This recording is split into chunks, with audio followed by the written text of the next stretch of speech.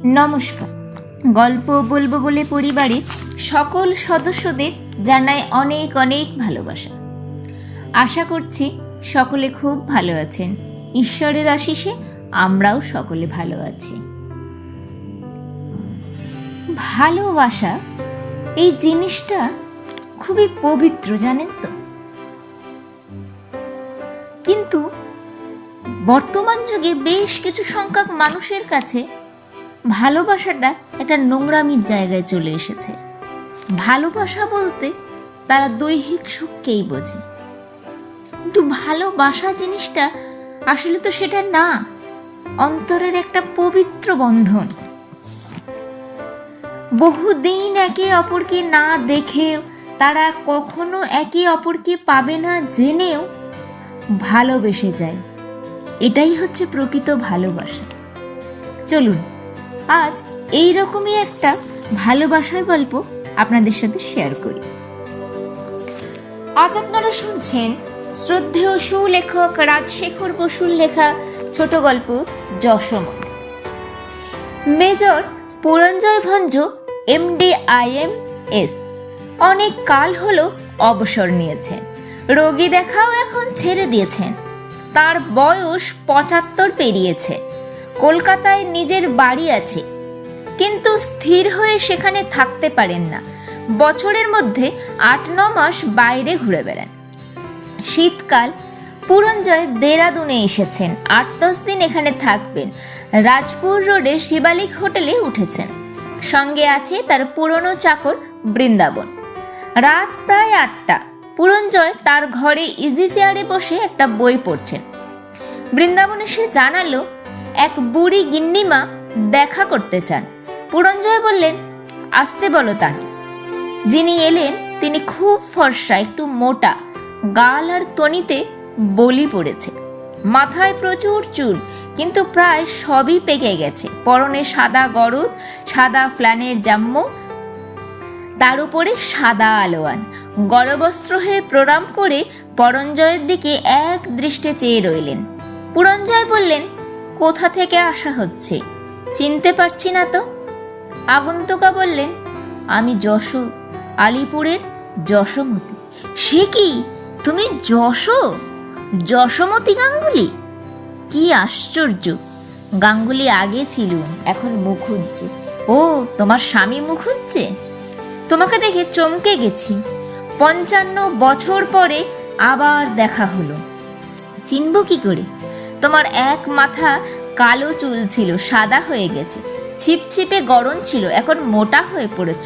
মুখের চামড়া ঢিলে হয়ে গেছে, গাল কুঁচকে গেছে। তুমি অতি সুন্দরী তন্নি কিশোরী ছিলে। হাসলে গালে টোল পড়ত, দাঁত ঝিকমিক করে উঠত। যশোমতি ম্লান মুখে হাসলেন। ওই এখনো গালে টোল পড়ছে, দাঁত ঝিকমিক করছে। বাঁধানো দাঁত। তা হোক, আগের মতনই সুন্দর ঝিকমিকে। আমাদের শরীর শাস্ত্রে বলে, দাঁত, নখ, চুল আর শিং জীবন্ত অঙ্গ নয়, এদের সার নেই। আসল আর নকলে প্রায় সমানই কাজ চলে। সব কাজ চলে না, ছোলা ভাজা চিবুতে পারি না। ভালো ডেন্টিস্টকে দিয়ে বাঁধালে পারবে। যশো, তুমি এখনো কোকিল কণ্ঠী, তবে গলার স্বর একটু মোটা হয়েছে। আমাকে দেখেই চিনতে পেরেছ? না, পারবো না কেন? তোমার চুল পেকেছে, টাক পড়েছে, কিন্তু মুখের ছাদ বদলায়নি, গালও বেশি বেড়ায়নি। গলার স্বর আগের মতনই আছে। দেরাদুনে কবে এলে? আমার সন্ধান পেলে কি করে? পরশু এখানে পৌঁছেছি। আমার নাতি ডেপুটি ট্রাফিক ম্যানেজার হয়ে এসেছে, তার কাছেই আছি। আজ সকালে এই হোটেলে দূরসম্পর্কে এক বোনপোর সঙ্গে দেখা করতে এসেছিলুম। অতিথিদের লিস্টে তোমার নাম দেখলুম। নাতিকে নিয়ে এলে না কেন? আজ এত কাল পরে তোমার সন্ধান পেলাম, তাই একাই দেখা করতে ইচ্ছা হলো। নাতি নাতবউকে কাল দেখো। এখন তোমার পরিবারের কথা বলো, সঙ্গে আনোনি? পরিবার কোথা? বিয়েই করিনি। অবাক হলে কেন? অবিবাহিত বড় তো কত শত আছে। তোমার খবর বলো, স্বামী আর শ্বশুরবাড়ি ভালো পেয়েছিলে তো? মাথা নত করে যশোমতি বললেন, স্বামী শুধু সন্তানের জন্ম দিয়েছিলেন, আমি তোমার সঙ্গে মিশতুম, এই অপরাধে শ্বশুরবাড়ির সকলে আমাকে কলঙ্কিনী মনে করতেন। আমি বাবার একমাত্র সন্তান, ভবিষ্যতে তার সম্পত্তি পাবো, শুধু এই কারণেই তারা আমাকে পুত্রবধূ করেছিলেন। বিয়ের 2 বছর পরেই স্বামী মারা যান। একটি ছেলে ছিল, আমার সব দুঃখ দূর করেছিল। সেও জোয়ান বয়সে চলে গেল। পুত্রবধূও প্রসবের পর মারা গেল। এখন একমাত্র সম্বল নাতি ধ্রুব আর তার বউ রাকা। উফ, অনেক সুখ পেয়েছ, ললাটের লিখন। আমি মানি না, তবু কি মনে হচ্ছে জানো, তুমি ব্রাহ্মণের মেয়ে, আমি অব্রাহ্মণ। তোমার বাপ মা মনে করতেন আমার সঙ্গে তোমার বিয়ে দিলে গোহত্যার সমান পাপ হবে। তারা যদি গোঁড়া না হতেন, আমাদের বিয়েতে যদি মত দিতেন, তবে তুমি এখনো সধবা থাকতে, 2-4টে ছেলে মেয়েও হয়তো বেঁচে থাকতো। কথাটা মুখ দিয়ে বেরিয়ে গেল। কিছু মনে করো না। মনে করবো কেন? ছোটবেলায় তুমি রেখে রেখে কথা বলতে, এখনো দেখছি তোমার মনের আর মুখের তফাৎ নেই। তুমি কেন বিয়ে করনি তা বলো। করিনি তার কারণ তোমাকে প্রচণ্ড ভালোবেসেছিলাম, সহজে ভুলতে পারিনি। আমার বিয়ে দেবার জন্য বাপ মা অনেক চেষ্টা করেছিলেন, কিন্তু আমার মন তোমাকেই আঁকড়েছিল। তোমার বিয়ে যখন অন্যের সঙ্গে হলো, তখন অত্যন্ত ঘা খেয়েছিলাম। দেহ মন প্রাণ যেন কেউ পিষে ফেলেছিল। পরে অবশ্য একটু একটু করে সামলে উঠেছিল। তোমাকে প্রায় ভুলেই গিয়েছিলাম, কিন্তু বিয়ের ইচ্ছে আর হয়নি। কোনো মেয়ের সঙ্গে মেলামেশা করনি। তোমার কাছে মিথ্যে বলবো না, আমি সুখদেব বা রামকৃষ্ণ পরমহংস নই। পতন হয়েছিল, কিন্তু অল্পকালের জন্য। একদিন স্বপ্ন দেখলাম তোমার মৃতদেহ যেন আমি পা দিয়ে মারিয়ে চলেছি। আর্তনাদ করে জেগে উঠলুম। ধিক্কারে মন ভরে গেল। হিন্দুর মেয়ে ছেলেবেলা থেকে সতীত্বের সংস্কার পায়, তাই তারা সহজেই শুচি থাকে, কিন্তু পুরুষের কোনো শিক্ষা পায় না। মেয়েদের বলা হয় সতী সাবিত্রী, হৈমবতীর মতন সতী হও, কিন্তু পুরুষদের কেউ বলে না রামচন্দ্রের মতন একনিষ্ঠ হও। কি নিয়ে এতকাল কাটালে? চাকরি, রোগীর চিকিৎসা, অজস্র বই পড়া আর ঘুরে বেড়ানো। তোমার স্মৃতি ক্রমশ মুছে গেলেও যেন মনে ছ্যাঁকা দিয়ে স্টেরাইল করে দিয়েছিল। সেখানে আর কেউ স্থান পায়নি। ও কি, কাঁদছ নাকি? বড় বড় দুঃখের ভাগ তো তোমার চুকে গেছে, এখন আমার তুচ্ছ কথায় কাতর হচ্ছ কেন? শোনো যশ, তোমাকে অনিচ্ছায় বিয়ে করতে হয়েছিল, আর আমি এখনো কুমার আছি। এর জন্য নিজেকে ছোট ভেবো না। তোমার বয়স ছিল মোটে 15, এখনকার হিসাবে প্রায় খুঁকি। তুমি আমাকে খুব ভালোবাসতে তা ঠিক, কিন্তু বাল্যকালের সে ভালোবাসা হচ্ছে কাফলভ, ছেলে মানুষই ব্যাপার, তা চিরস্থায়ী হতে পারে না। তুমি কিছুই বোঝো না। কিছু কিছু বুঝি। তুমি ছিলে সেকেলে গোবেচারা শান্ত মেয়ে। বাপমা যখন বিয়ে দিলেন, তখন আপত্তি জানাবার শক্তিই তোমার ছিল না। আমাকে ছাড়া আর কাউকেও বিয়ে করবে না, একথা মুখ ফুটে বলা তোমার অসাধ্য ছিল। আর আমি ছিলাম তোমার চাইতে 5 বছরের বড়, প্রায় সাবালক। বাপমা আমাকে নিজের মতো চলতে দিতেন। তুমি ছিলে নিতান্তই পরাধীন, আর আমি ছিলাম প্রায় স্বাধীন। আইবুড়ো থাকা তোমার পক্ষে অসম্ভব ছিল, কিন্তু আমার পক্ষে ছিল না। যশ, একটা কথা জিজ্ঞাসা করছি, দোষ নিও না। মনে করো সেই 55 বছর আগের তুমি যেমন ছিলে, একালের মেয়ে, বালিকা নয়, কিশোরী, 21-22 বছরের সাবালিকা। যদি আমি তোমাকে বলতাম, যশ, তোমার বাপ মা নাইবা মত দিলেন, তাদের অমতেই আমাদের বিয়ে হোক, তোমার ভার নেবার সামর্থ্য আমার আছে, তাহলে তুমি রাজি হতে? নিশ্চয়ই হতো। যারা তোমাকে আজন্ম পালন করেছেন, সেই বাপ মার মনে নিদারুণ কষ্ট দিয়ে তাদের ত্যাগ করতে পারতে? যার সঙ্গে তোমার পরিচয় খুব বেশি নয়, যে তোমার আপন শ্রেণীর নয়, সেই আমাকেই বরণ করতে? নিশ্চয়ই করত।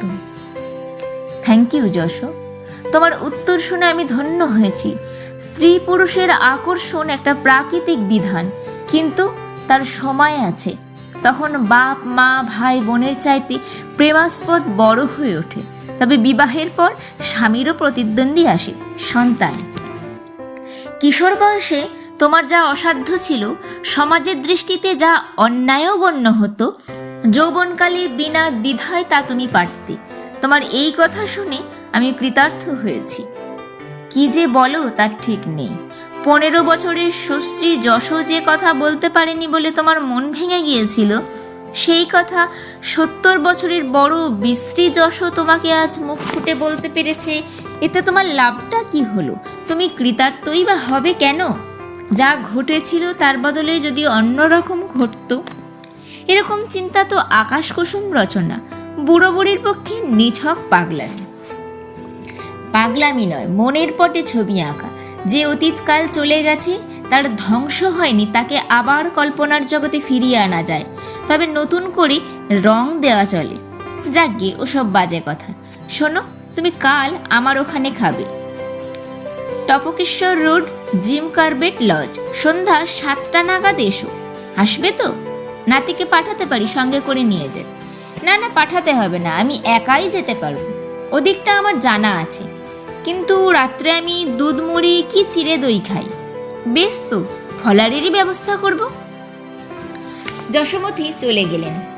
পরদিন সন্ধ্যাবেলা পুরঞ্জয় ভঞ্জ জিম কার্বেট লজে উপস্থিত হলেন। যশোমতী স্মিত মুখে নমস্কার করলেন। তার নাতি ধ্রুব আর নাতবউ রাকা দুদিক থেকে পুরঞ্জয়ের 2 পা জড়িয়ে ধরে করধ্বনি করে উঠল। পুরঞ্জয় বললেন, যশোমতী, এরা তো আমাকে চেনে না, তুমি ইন্ট্রোডিউস করে দাও।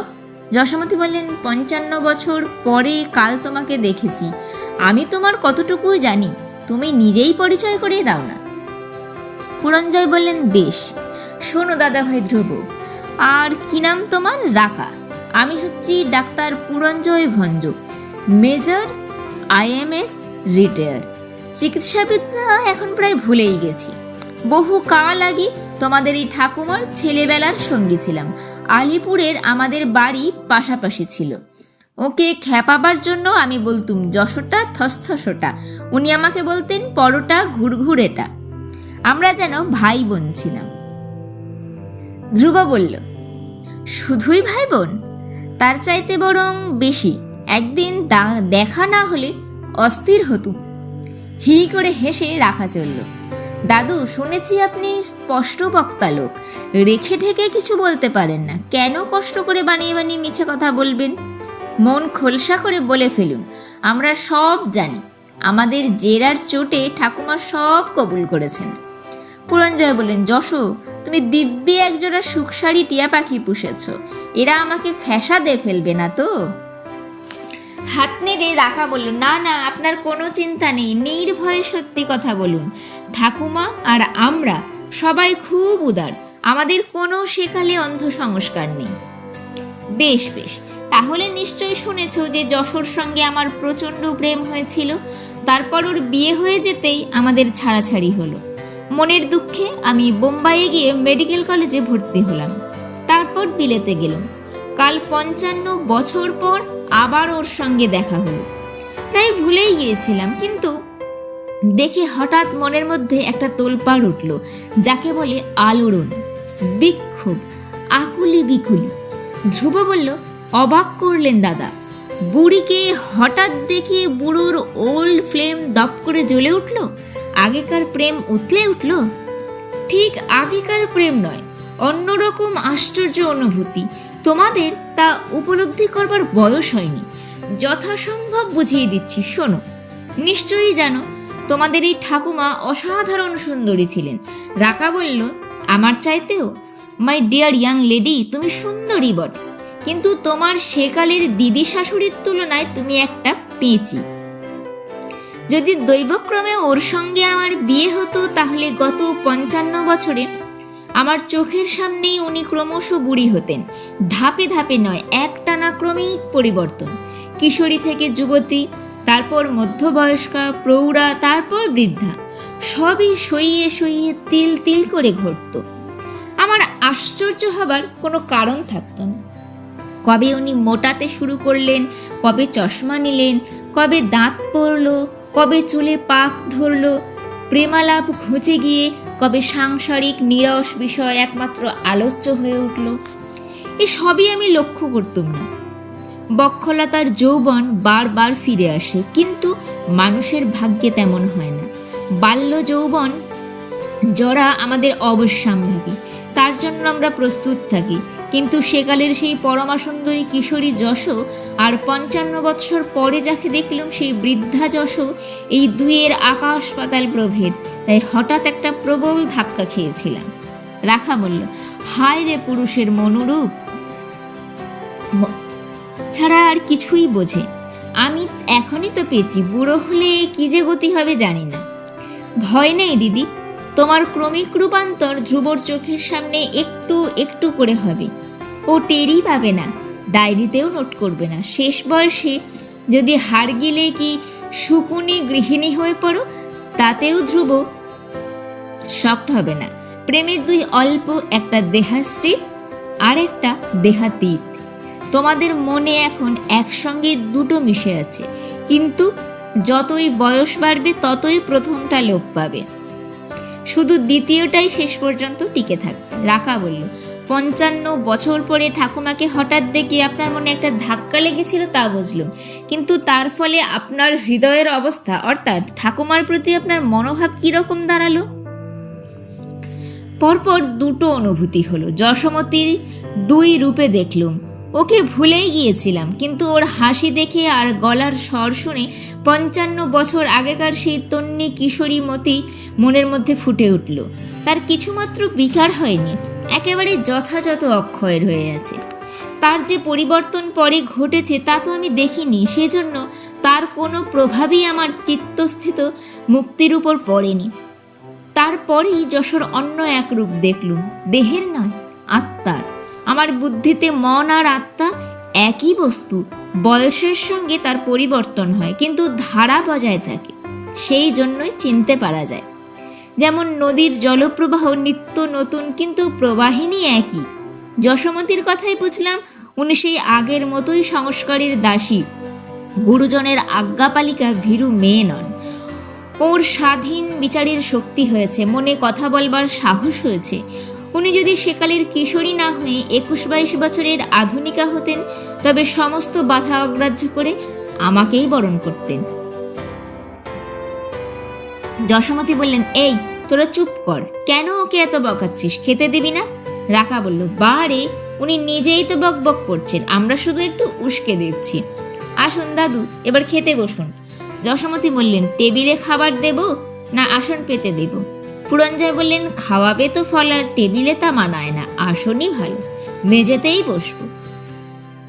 খাদ্যের আয়োজন দেখে পুরঞ্জয় বললেন, বাহ, কি সুন্দর, সাত্ত্বিক ভোজন একেই বলে।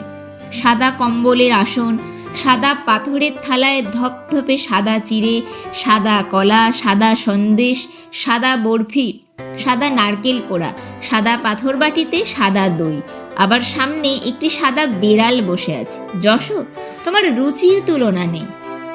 রাখা বলল, আসল জিনিসেরই তো বর্ণনা করলেন না। এই পবিত্র শুভ্র খাদ্য সম্ভার পরিবেশন করেছেন কে?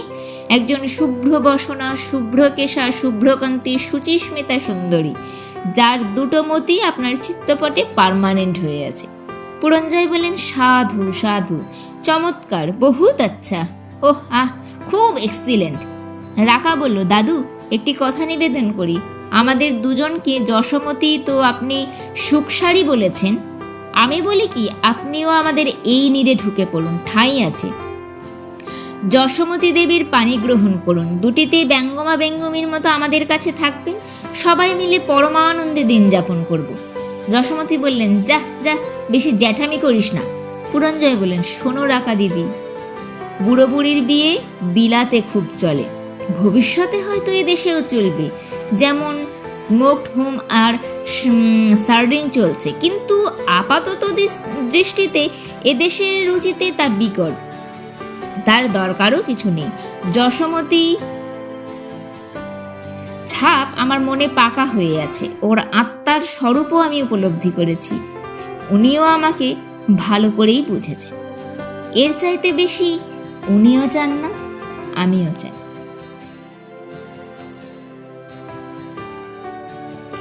এই ছিল আজকের গল্প। গল্পটি কেমন লাগলো অবশ্যই কমেন্ট করে জানাবেন। তাহলে দেখুন তো, এত বছর পরেও, এত অপেক্ষার পরেও, একে অপরকে না পাওয়ার পরেও তাদের ভালোবাসাটা একই রয়ে গেছে। একে অপরের প্রতি ঘৃণাবোধ কিন্তু জন্মায়নি এত বছর পর দেখেও। এটাকেই বোধহয় প্রকৃত ভালোবাসা বলে। আপনাদের কি মতামত অবশ্যই কমেন্ট করে জানাবেন। গল্পটা ভালো লাগলে একটি লাইক করবেন ও সকলের সাথে শেয়ার করে সকলকে শোনার সুযোগ করে দেবেন। চ্যানেলে নতুন হলে এইরকম আরও নতুন নতুন গল্প শোনার জন্য চ্যানেলটি সাবস্ক্রাইব করে পাশে থাকবেন। আজকের মতো বিদায়। কথা হবে আগামী রবিবার নতুন কোনো গল্প নিয়ে। ততক্ষণ সকলে খুব ভালো থাকবেন, সুস্থ থাকবেন, সাবধানে থাকবেন। শুভরাত্রি।